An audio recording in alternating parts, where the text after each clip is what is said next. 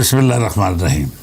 ਸੱਜਣੋ ਤੇ ਮਿੱਤਰੋ, ਅਸੀਂ ਦੇਸ਼ ਪੰਜਾਬ ਦੇ ਵਾਸੀ ਹਮੇਸ਼ ਤੋਂ ਅਮਨ ਦੀ ਖਾਸ ਕਰਦੇ ਹਾਂ। ਇਹਦੀ ਇੱਕ ਵਜ੍ਹਾ ਇਸ ਖਿੱਤੇ ਵਿੱਚ ਕੁਦਰਤ ਦੀ ਹਰ ਨਿਮਤ ਦੀ ਫਰਾਵਾਨੀ ਹੈ। ਰੱਬ ਦੀਆਂ ਇਹਨਾਂ ਅਨਮੁੱਲੀਆਂ ਨਿਮਤਾਂ ਨੇ ਸਾਡੇ ਦਿਲ ਵੀ ਵੱਡੇ ਕਰਤੇ ਨੇ। ਅਸੀਂ ਸੂਫੀਆ ਦੀ ਧਰਤੀ ਦੇ ਵਾਸੀ, ਉਹਨਾਂ ਦੀ ਤਾਲੀਮਾਤ ਉੱਤੇ ਅਮਲ ਕਰਨ ਵਾਲੇ ਲੋਕ ਕਿਸੇ ਨੂੰ ਦੁੱਖ ਪਹੁੰਚਾਉਣ ਦੀ ਸੋਚ ਰੱਖ ਹੀ ਨਹੀਂ ਸਕਦੇ। ਸਾਡੀ ਹਜ਼ਾਰਾਂ ਵਰ੍ਹੇ ਦੀ ਤਾਰੀਖ ਗਵਾਹ ਹੈ ਕਿ ਅਸੀਂ ਬੇਗਾਨੇ ਦੇਸ਼ ਦੇ ਲੋਕਾਂ ਦੀ ਭੁੱਖ ਦੇ ਬਦਲੇ ਉਹਨਾਂ ਨੂੰ ਅੰਨ ਪਾਣੀ ਦੇਣ ਵਾਲੇ ਹਾਂ। ਅਸੀਂ ਉਹਨਾਂ ਲੋਕਾਂ ਨਾਲ ਖੁੱਲ੍ਹੇ ਦਿਲ ਨਾਲ ਮਿਲੇ ਜਿਹੜੇ ਸਾਡੇ ਵੱਲ ਸਾਜ਼ਿਸ਼ਾਂ ਲੈ ਕੇ ਆਏ। ਅਸੀਂ ਉਹਨਾਂ ਲਈ ਵੀ ਦਸਤਰਖਾਨ ਦਰਾਜ਼ ਕੀਤਾ ਜਿਨ੍ਹਾਂ ਦੀ ਜ਼ੁਬਾਨ ਅਤੇ ਦਿਲ ਵਿੱਚ ਸਾਡੇ ਲਈ ਜ਼ਹਿਰ ਤੋਂ ਵਕ ਕੁਝ ਨਹੀਂ ਸੀ। ਅਸੀਂ ਰੱਬ ਦੇ ਦਿੱਤੇ ਮਾਲ ਨੂੰ ਵੰਡ ਕੇ ਖਾਣ ਦੀ ਰੀਤ ਹਜ਼ਾਰਾਂ ਵਰ੍ਹਿਆਂ ਤੋਂ ਨਿਭਾ ਰਹੇ ਹਾਂ।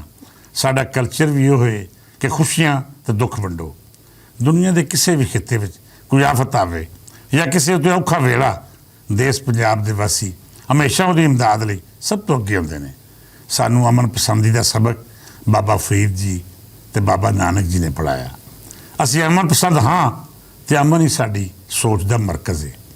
ਪਰ ਇਹਦਾ ਮਤਲਬ ਹਰਗਿਜ਼ ਨਹੀਂ ਕਿ ਅਸੀਂ ਆਪਣੇ ਹੱਕ ਲਈ ਡਰ ਜਾਣ ਵਾਲੇ ਨਹੀਂ, ਜਾਂ ਫਿਰ ਅਸੀਂ ਇਸ ਧਰਤੀ ਦੀ ਤਾਰੀਖ ਨੂੰ ਆਪਣੇ ਬਹਾਦਰ ਜਵਾਨਾਂ ਦੇ ਲਹੂ ਨਾਲ ਨਹੀਂ ਲਿਖਿਆ।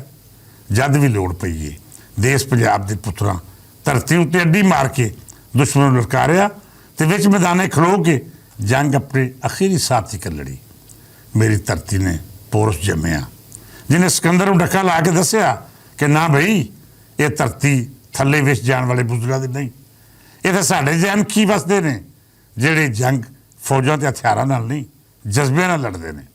ਇਹ ਧਰਤੀ ਦੁੱਲੇ ਭੱਟੀ ਨੂੰ ਵੀ ਚੰਗੀ ਤਰ੍ਹਾਂ ਜਾਣਦੀ ਹੈ ਕਿ ਅਕਬਰ ਆਜ਼ਮ ਅਖਵਾਨ ਵਾਲੇ ਦੇ ਸਾਹਮਣੇ ਮੇਰੀ ਧਰਤੀ ਦਾ ਸ਼ੇਰ ਪੁੱਤਰ ਦੁੱਲਾ ਭੱਟੀ ਕਿਵੇਂ ਆਣ ਖਲੋਤਾ। ਉਹ ਲੜਦਾ ਰਿਹਾ ਅਤੇ ਅਖੀਰ ਤਾਰੀਖ ਦੇ ਸਫ਼ੇ ਉੱਤੇ ਹਮੇਸ਼ਾ ਦੀ ਆਜ਼ਾਦੀ ਲਿਖ ਕੇ ਅਮਰ ਹੋ ਗਿਆ। ਮੈਂ ਸੁਲਤਾਨ ਸਾਰੰਗ, ਮੁਰਾਦ ਫਤਿਆਣੇ ਤੋਂ ਲੈ ਕੇ ਅਹਿਮਦ ਖਾਨ ਖਰਲ ਦੀ ਗੱਲ ਕਰਦਿਆਂ ਭਗਤ ਸਿੰਘ ਦੀ ਕਰਾਵਾਂ ਅਤੇ ਮੇਰੀ ਤਾਰੀਖ ਦੇ ਹਰ ਮੋੜ ਉੱਤੇ ਅਜਿਹਾ ਸੂਰਮਾ ਲੱਭਦਾ ਹੈ, ਤਾਰੀਖ ਜਿਹਦਾ ਆਪ ਤਵਾਫ ਕਰਦੀ ਹੈ। ਸੱਜਣੋ, ਮੈਂ ਜਦ ਵੀ ਪੰਜਾਬ ਦੀ ਗੱਲ ਕਰਦਾ ਹਾਂ, ਚੜ੍ਹਦੇ ਅਤੇ ਲਹਿੰਦੇ ਵਿੱਚ ਕੋਈ ਫਰਕ ਨਹੀਂ ਰੱਖਦਾ, ਕਿਉਂ ਜੇ 47 ਦੀ ਵੰਡ ਮਗਰੋਂ ਮੇਰਾ ਦਿਲ ਉੱਥੇ ਹੀ ਧੜਕਦਾ ਹੈ ਜਿੱਥੋਂ ਮੇਰੇ ਲੱਖਾਂ ਮਿੱਤਰ ਪਿਆਰੇ ਆਏ। ਅੰਮ੍ਰਿਤਸਰ, ਫਿਰੋਜ਼ਪੁਰ ਅਤੇ ਜਲੰਧਰ ਇੰਝ ਲੱਗਦਾ ਹੈ ਜਿਵੇਂ ਮੇਰੇ ਵਜ਼ੀਰਾਬਾਦ, ਗੁਜਰਾਂਵਾਲਾ ਅਤੇ ਲਾਹੌਰ ਹੀ ਨੇ। ਉੱਥੇ ਵਸਦੇ ਭੈਣ ਭਰਾ ਮੈਨੂੰ ਇੰਝ ਹੀ ਨੇ ਜਿਵੇਂ ਮੇਰੇ ਆਲੇ ਦੁਆਲੇ ਵਸਣ ਵਾਲੇ ਸੱਜਣ ਅਤੇ ਮਿੱਤਰ। ਬੇਲੀਓ, ਜਦ ਵੀ ਜੰਗ ਜਾਂ ਲੜਾਈ ਦੀ ਗੱਲ ਹੁੰਦੀ ਹੈ ਅਤੇ ਮੇਰੇ ਦਿਲ ਨੂੰ ਹੱਥ ਪੈਂਦਾ ਹੈ, ਕਿਉਂ ਜੇ ਬਾਰੂਦ ਅਤੇ ਗੋਲੇ ਅੰਮ੍ਰਿਤਸਰ ਅਤੇ ਲਾਹੌਰ ਦਾ ਫਰਕ ਕਰਨਾ ਨਹੀਂ ਜਾਣਦੇ। ਲਹੂ ਅੰਮ੍ਰਿਤਸਰ ਦੀ ਗਲੀਆਂ ਹੀ ਡੁੱਲੇ ਜਾਂ ਫਿਰ ਕਿਸੇ ਹੋਰ ਸ਼ਹਿਰ, ਮੈਨੂੰ ਪੰਜਾਬੀਆਂ ਦੇ ਲਹੂ ਦਾ ਇੱਕੋ ਜਿਹਾ ਦੁੱਖ ਹੈ। ਮੈਂ ਕਦੀ ਨਹੀਂ ਚਾਹਾਂਗਾ ਕਿ ਅੰਮ੍ਰਿਤਸਰ ਦੇ ਕਿਸੇ ਗੁਰਦੁਆਰੇ ਜਾਂ ਮੰਦਰ ਉੱਤੇ ਕੋਈ ਹਮਲਾ ਕਰੇ, ਜਾਂ ਫਿਰ ਲਾਹੌਰ, ਬਾਵਲਪੁਰ ਜਾਂ ਮੁਲਤਾਨ ਦੀ ਕਿਸੇ ਮਸਜਿਦ ਨੂੰ ਨਿਸ਼ਾਨਾ ਬਣਾਇਆ ਜਾਏ। ਕਿਸੇ ਮੁਸਲਮਾਨ, ਸਿੱਖ ਜਾਂ ਹਿੰਦੂ ਦਾ ਕਤਲ ਹੋਵੇ, ਮੈਂ ਇਹ ਕਦੇ ਬਰਦਾਸ਼ਤ ਨਹੀਂ ਕਰ ਸਕਦਾ। ਮੈਂ ਅਮਨ ਦਾ ਚਾਹੀਵਾਨ ਹਾਂ ਅਤੇ ਅਮਨ ਦਾ ਸਫੀਰ ਵੀ। ਪਰ ਬੇਲੀਓ, ਜੋ ਕੁਝ ਪਿਛਲੇ ਦਿਨੀ ਹਿੰਦੁਸਤਾਨ ਅਤੇ ਇੰਤਹਾ ਪਸੰਦ ਮੋਦੀ ਨੇ ਕੀਤਾ ਹੈ, ਉਹਦੇ ਮਗਰੋਂ ਮੇਰੇ ਜਿਹਾ ਅਮਨ ਪਸੰਦ ਬੰਦਾ ਇਹ ਆਖਣ ਉੱਤੇ ਮਜਬੂਰ ਹੈ ਕਿ ਜੇ ਜੰਗ ਆਈ ਤੁਹਾਡੀ ਖਾਸ ਹੈ ਅਤੇ ਫਿਰ ਅਸੀਂ ਦੁੱਲੇ ਅਤੇ ਖਰਲ ਦੀ ਬਹਾਦਰੀ ਦੇ ਵਾਰਸ ਹਾਂ। ਅਸੀਂ ਸਿਰ ਦੇਣਾ ਵੀ ਜਾਣਦੇ ਹਾਂ ਅਤੇ ਸਿਰ ਲਾਣਾ ਵੀ। ਤੁਸੀਂ ਆਪਣਾ ਚਾਅ ਪੂਰਾ ਕਰ ਵੇਖੋ। ਅੱਤਗਰਦ ਮੋਦੀ ਅਤੇ ਉਹਦੀ ਸਰਕਾਰ ਨੇ ਤਾਂ ਤਮਾਸ਼ਾ ਹੀ ਬਣਾ ਲਿਆ ਹੈ। ਪਹਿਲੋਂ ਲਹਿੰਦੇ ਪੰਜਾਬ ਦੀਆਂ ਮਸੀਤਾਂ ਉੱਤੇ ਬਲਾਜਵਾਜ਼ ਹਮਲਾ ਕਰਕੇ ਇਹ ਸਾਬਤ ਕਰਨ ਦੀ ਨਾਜਾਇਜ਼ ਕੋਸ਼ਿਸ਼ ਕੀਤੀ ਜਿਵੇਂ ਉਹਨਾਂ ਆਬਾਦਗਾਹਾਂ ਦੇ ਆਲੇ ਦੁਆਲੇ ਵਸਣ ਵਾਲੇ ਬਾਲ, ਜ਼ਨਾਨੀਆਂ ਅਤੇ ਆਮ ਸ਼ਹਿਰੀ ਅੱਤਗਰਦ ਨੇ। 40 ਦੇ ਕਰੀਬ ਜਾਨਾਂ ਲੈ ਕੇ ਵੀ ਹਿੰਦੁਸਤਾਨ ਦੇ ਇੰਤਹਾ ਪਸੰਦ ਹੁਕਮਰਾਨ ਦਾ ਦਿਲ ਨਹੀਂ ਭਰਿਆ। ਉਹਨਾਂ ਪੰਜਾਬ ਸਣੇ ਪੂਰੇ ਪਾਕਿਸਤਾਨ ਉੱਤੇ ਇਸਰਾਈਲੀ ਸਾਖਤਾ ਡਰੋਨ ਤਿਆਰਾਂ ਦੀ ਅਜਿਹੀ ਜਲਗਾਰ ਕੀਤੀ ਜਿਵੇਂ ਉਹ ਢਿੱਡੋਂ ਫੈਸਲਾ ਕਰ ਚੁੱਕੇ ਨੇ ਕਿ ਸਾਨੂੰ ਜੰਗ ਤੋਂ ਘੱਟ ਕੋਈ ਹੋਰ ਗੱਲ ਕਬੂਲ ਨਹੀਂ। ਇਹ ਗੈਰ ਸੰਜੀਦਾ, ਅਹਿਮਕਾਨਾ ਅਤੇ ਬੁਜ਼ਦਿਲਾਨਾ ਡਰੋਨ ਹਮਲੇ ਪਾਕ ਫੌਜ ਨੇ ਪੂਰੀ ਤਰ੍ਹਾਂ ਨਾਕਾਮ ਬਣਾਏ ਅਤੇ ਇੱਕ ਵਾਰੀ ਫੇਰ ਸੁਣਿਆ ਦਿੱਤਾ ਕਿ ਅਸੀਂ ਆਲਮੀ ਬਰਾਦਰੀ ਨੂੰ ਮੁਨਸਬ ਬਣਾ ਕੇ ਫੈਸਲਾ ਕਰਵਾਉਣ ਦੇ ਹੱਕ ਵਿੱਚ ਹਾਂ ਕਿ ਬੇਲੀਓ, ਤੁਸੀਂ ਵੇਖੋ ਅਮਨ ਉੱਤੇ ਵਾਰ ਕੌਣ ਕਰ ਰਿਹਾ ਹੈ। ਅੱਤਗਰਦ ਮੋਦੀ ਅਤੇ ਉਹਦੀ ਸਰਕਾਰ ਕਿਸੇ ਵੀ ਗੱਲ ਉੱਤੇ ਨਹੀਂ ਟਿਕਦੀ। ਨਾ ਉਹ ਸਾਂਝੀ ਤਫਤੀਸ਼ ਤੋਂ ਆਉਂਦੀ ਹੈ ਅਤੇ ਨਾ ਹੀ ਇਹ ਗੱਲ ਮੰਨਣ ਨੂੰ ਤਿਆਰ ਹੈ ਕਿ ਅਸੀਂ ਦੁਨੀਆ ਦੀਆਂ ਤਗੜੀਆਂ ਤਾਕਤਾਂ ਅਤੇ ਤਫਤੀਸ਼ਕਾਰਾਂ ਕੋਲੋਂ ਫੈਸਲਾ ਕਰਵਾ ਲਈਏ ਕਿ ਪਹਿਲਗਾਮ ਅਤੇ ਜਾਫਰ ਐਕਸਪ੍ਰੈਸ ਦੇ ਸਾਹਨੇ ਵਿੱਚ ਕਿਹਦਾ ਹੱਥ ਮੁਲਵਸ ਹੈ। ਬੇਲੀਓ, ਜਿਵੇਂ ਮੈਂ ਸ਼ੁਰੂ ਵਿੱਚ ਗੱਲ ਕੀਤੀ ਹੈ ਕਿ ਅਸੀਂ ਅਮਨ ਦੇ ਪ੍ਰਚਾਰਕ ਹਾਂ, ਅਸੀਂ ਹਰ ਹਾਲ ਵਿੱਚ ਅਮਨ ਚਾਹੁੰਦੇ ਹਾਂ। ਪਰ ਜੇਕਰ ਕੋਈ ਸਾਨੂੰ ਲਲਕਾਰੇ ਤੇ ਫਿਰ ਉਹਦੇ ਮੋਢਿਆਂ ਉੱਤੇ ਸਿਰ ਨਹੀਂ ਰਹਿਣਾ। ਮੋਦੀ ਜਿਹੀਆਂ ਝੂਠਾਂ ਦੀ ਧੌਣ ਮਰੋੜਨ ਲੱਗਿਆ ਜ਼ਰਾ ਕਸਰ ਨਹੀਂ ਲੱਗਣੀ। ਅਜਿਹੀਆਂ ਝੂਠਾਂ ਤੇ ਕੋਈ ਸ਼ੈ ਹੀ ਨਹੀਂ। ਅਜਿਹੇ ਅਮਨ ਦੁਸ਼ਮਣ ਤੇ ਬਦਬਖਤਾਂ ਦਾ ਇਲਾਜ ਕਰਨਾ ਵੀ ਸਾਨੂੰ ਚੰਗੀ ਤਰ੍ਹਾਂ ਆਉਂਦਾ ਹੈ ਤੇ ਆਪਣੇ ਹੱਕਾਂ ਲਈ ਲੜਨਾ ਵੀ ਸਾਡੀ ਪੁਰਾਣੀ ਰੀਤ ਹੈ। ਮੈਂ ਚੜ੍ਹਦੇ ਪੰਜਾਬ ਦੇ ਸੱਜਣਾ ਮਿੱਤਰਾਂ ਨੂੰ ਆਖਣਾ ਚਾਹੁੰਦਾ ਕਿ ਬੇਲੀਓ, ਤੁਸੀਂ ਵੀ ਇਸ ਗੱਲ ਉੱਤੇ ਗਵਾਹ ਰਹਿਣਾ ਕਿ ਅਸੀਂ ਹਰ ਮੁਮਕਿਨ ਹੱਦ ਤੱਕ ਕੋਸ਼ਿਸ਼ ਕੀਤੀ ਕਿ ਕਿਸੇ ਵੀ ਤਰ੍ਹਾਂ ਅਮਨ ਦਾ ਦੀਵਾ ਬਲਦਾ ਰਹੇ। ਸਾਡੇ ਲਈ ਹਰ ਪੰਜਾਬੀ ਦਾ ਲਹੂ ਬਰਾਬਰ ਹੈ।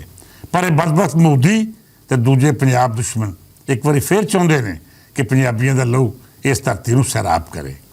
ਪੰਜਾਬ ਦੁਸ਼ਮਣਾਂ ਦੀਆਂ ਗੱਲਾਂ ਵਿੱਚ ਆਉਣ ਦੀ ਬਜਾਏ ਤੁਸੀਂ ਵੀ ਹਿਸਾਬ ਲਾਓ ਕਿ ਆਖਰ ਉਹ ਕਿਹੜੀ ਤਾਕਤ ਹੈ ਜਿਹੜੀ ਪੰਜਾਬ ਵਿੱਚ ਕਦੇ ਵੀ ਅਮਨ ਪਸੰਦ ਨਹੀਂ ਕਰਦੀ। 47 ਦੀ ਵੰਡ ਸਣੇ ਜਿੰਨੀਆਂ ਵੀ ਜੰਗਾਂ ਹੋਈਆਂ ਉਹਨਾਂ ਦਾ ਸਭ ਤੋਂ ਵੱਧ ਮੁੱਲ ਸਾਡੇ ਪੰਜਾਬ ਦੀ ਧਰਤੀ ਨੇ ਤਾਰਿਆ ਹੈ। ਅੱਜ ਵੀ ਇੱਕ ਵਾਰੀ ਫੇਰ ਇਹ ਸਾਜ਼ਿਸ਼ ਹੋ ਰਹੀ ਹੈ ਕਿ ਪੰਜਾਬ ਮੋਦੀ ਦੀ ਇੰਤਹਾ ਪਸੰਦ ਸੋਚ ਦਾ ਮੁੱਲ ਤਾਰੇ। ਬਹਰਹਾਲ ਹਾਲਾਤ ਕੋਈ ਚੰਗੇ ਨਹੀਂ। ਪਾਕਿਸਤਾਨ ਨੇ ਹੁਣ ਤੱਕ ਬੜੀ ਬਰਦਾਸ਼ਤ ਦਾ ਮੁਜ਼ਾਹਰਾ ਕੀਤਾ ਹੈ, ਪਰ ਲੱਗਦਾ ਹੈ ਗੱਲ ਇੰਨੀ ਅੱਗੇ ਵੱਧ ਗਈ ਹੈ ਕਿ ਇੱਥੇ ਸਮਝੌਤਾ ਕਰਨਾ ਮੁਮਕਿਨ ਨਹੀਂ ਰਿਹਾ। ਮੋਦੀ ਲਈ ਹਾਲੇ ਵੀ ਵੇਲਾ ਹੈ ਕਿ ਉਹ ਅਮਨ ਦੀ ਰਾਹੀਂ ਪੈ ਕੇ ਗੱਲਬਾਤ ਦੀ ਮੇਜ਼ ਉੱਤੇ ਆਵੇ, ਨਹੀਂ ਤਾਂ ਪਾਕਿਸਤਾਨ ਆਪਣੇ ਦਿਫਾਅ ਲਈ ਐਟਮ ਬੰਬ ਸਣੇ ਹਰ ਵਾਰ ਦਾ ਇਸਤੇਮਾਲ ਕਰੇਗਾ, ਜਿਹਦਾ ਨਤੀਜਾ ਬਦਤਰੀਨ ਤਬਾਹੀ ਤੋਂ ਸਿਵਾ ਕੁਝ ਨਹੀਂ ਹੋਣਾ। ਸਾਨੂੰ ਮਲੰਗਾਂ ਨਾ ਛੇੜੋ, ਨਹੀਂ ਤਾਂ ਤੁਹਾਡੇ ਜੁੱਸੇ ਇੰਜ ਪਿਘਲ ਜਾਣਗੇ ਕਿ ਪਹਿਚਾਣ ਵੀ ਨਹੀਂ ਹੋਣੀ ਕਿ ਕੌਣ ਸੀ। ਮੋਦੀ ਸਰਕਾਰ ਆਪਣੀ ਸੋਚ ਬਦਲੇ। ਹਰ ਕੰਮ ਦਹਿਸ਼ਤਗਰਦੀ ਤੇ ਇੰਤਹਾ ਪਸੰਦੀ ਰਾਹੀਂ ਨਹੀਂ ਹੋ ਸਕਦਾ। ਬਿਹਤਰ ਇਹ ਹੈ ਕਿ ਅਮਨ ਦੀ ਗੱਲ ਕਰੀਏ, ਮਸਲਿਆਂ ਦਾ ਹੱਲ ਰਲ ਮਿਲ ਕੇ ਕੱਢੀਏ ਤੇ ਦੋਵਾਂ ਮੁਲਕਾਂ 'ਚ ਵਸਣ ਵਾਲੇ 1.5 ਅਰਬ ਤੋਂ ਵੱਧ ਉਹਨਾਂ ਲੋਕਾਂ ਦੀ ਆਜ਼ਾਦੀ ਬਾਰੇ ਸੋਚੀਏ ਜਿਹੜੇ ਗਰੀਬੀ ਦੀ ਚੱਕੀ ਵਿੱਚ ਪਿਸ ਰਹੇ ਨੇ, ਜਿਹੜੇ ਤੁਹਾਡੀ ਜੰਗੀ ਜਨੂਨ ਦਾ ਮੁੱਲ ਆਪਣੀਆਂ ਮਰੂਮੀਆਂ ਨਾਲ ਤਾਰ ਰਹੇ ਨੇ। ਸੱਜਣੋ ਤੇ ਮਿੱਤਰੋ, ਅੱਜ ਦੀ ਗੱਲ ਬਸ ਇੰਨੀ ਕਿ ਅਮਨ ਜਿਹੀ ਕੋਈ ਹੋਰ ਨਸੀਹਤ ਨਹੀਂ। ਅਸੀਂ ਅਮਨ ਦੇ ਪ੍ਰਚਾਰਕ ਹਾਂ ਪਰ ਬੁਜ਼ਦਿਲ ਨਹੀਂ। ਜੇਕਰ ਮੋਦੀ ਨੇ ਹੁਣ ਪੈਰ ਅਗਾਂ ਪੱਟਿਆ ਤੇ ਫਿਰ ਤਾਰੀਖ ਦੇ ਅਗਲੇ ਸਫ਼ੇ ਉਹਦੇ ਲਹੂ ਨਾਲ ਲਿਖੇ ਜਾਣਗੇ। ਇੰਡੀਆ ਦੀਆਂ ਗਲੀਆਂ ਗਵਾਹੀ ਦੇਣਗੀਆਂ ਕਿ ਇਸ ਬਰਬਾਦੀ ਦੀ ਵਜ੍ਹਾ ਮੋਦੀ ਦੀ ਉਹ ਗੰਦੀ ਸੋਚ ਸੀ ਜਿਹਨੇ ਗੁਜਰਾਤ ਸਣੇ ਪੂਰੇ ਹਿੰਦੁਸਤਾਨ ਵਿੱਚ ਮੁਸਲਮਾਨਾਂ, ਸਿੱਖਾਂ ਤੇ ਦੂਜੀਆਂ ਅਕਲੀਤਾਂ ਦਾ ਜੀਣਾ ਆਰਾਮ ਕਰ ਛੱਡਿਆ ਸੀ। ਤਾਰੀਖ ਹੁਣ ਅਸੀਂ ਲਿਖਾਂਗੇ। ਜ਼ਾਲਮ ਨੂੰ ਨਾ ਕੋਈ ਰਿਆਇਤ ਤੇ ਨਾ ਹੀ ਬਖਸ਼ਿਸ਼। ਅਮਨ ਪਸੰਦਾਂ ਨੂੰ ਲੱਖ ਲੱਖ ਸਲਾਮਾਂ, ਅਮਨ ਦੁਸ਼ਮਣਾਂ ਉੱਤੇ ਲੱਖ ਕਰੋੜ ਲਾਨਤਾਂ। ਇਜਾਜ਼ਤ ਦਿਓ, ਰੱਬ ਰੱਖਾ।